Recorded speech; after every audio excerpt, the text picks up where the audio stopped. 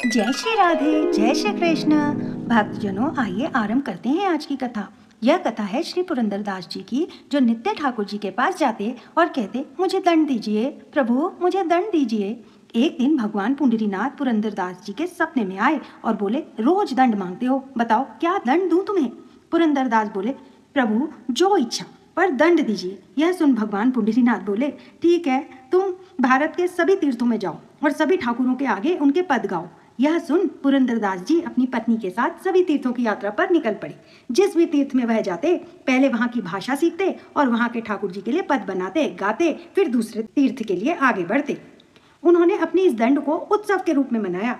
अब तो जैसे ही पुरंदरदास किसी भी मंदिर के अंदर घुसते, पूरे उस मंदिर में सुगंधी छा जाती और वहां विराजे ठाकुर चमकने लगते जैसे कोई मणि चमकती।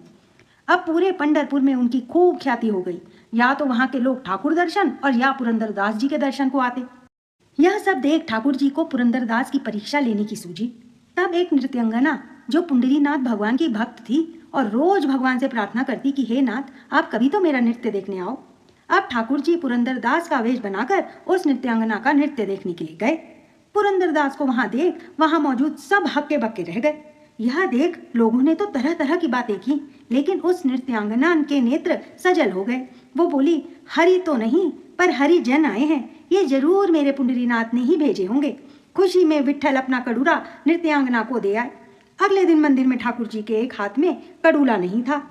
जो लोग महफिल में थे उन्होंने बोला कि कल रात एक कड़ूला पुरंदरदास ने नृत्यांगना को दिया था। यह सुन सारे लोगों ने उन्हें मारना पीटना शुरू कर दिया और बोलने लगे, ढोंगी, पाखंडी, नाटक करता है। सभी ने मिलकर उन्हें एक स्तंभ से बांध दिया और एक एक कर सब उन्हें पीटने लगे। पुरंदरदास पूछते हैं, मेरा दोष क्या है? फिर पुरंदरदास जी ने सोचा, अच्छा प्रभु, जरूर मैंने तीर्थों में कोई अपराध किया होगा, उसी का मुझे दंड आप इस रूप में दे रहे हैं। वाह रे मेरे विट्ठल, वाह रे मेरे प्रभु। यह देख रुक्मणी जी की आंखों से आंसू बहने लगे। वह कहती हैं, हे प्रभु, अब बस करो, रोको सबको। यह सुन भगवान पुंडरीनाथ जोर से कहते हैं, अरे पुंडरपुर वासियों, सावधान हो जाओ। तुम जिस पर हाथ बरसा रहे हो ना, ये उसका अपराध नहीं है। रात्रि में मैं पुरंदरदास का रूप धारण कर उस नृत्यांगना को कड़ूला दे आया था। यह सुन सभी पुरंदरदास को गले लगाने लगे। सबके नेत्र सजल हो गए और अपनी इस भूल पर सब लज्जित हुए। जय हो हमारे पुंडरीनाथ भगवान की। आज की कथा बस यहीं तक। जल्द मिलते हैं एक नई कथा के साथ। राधे राधे।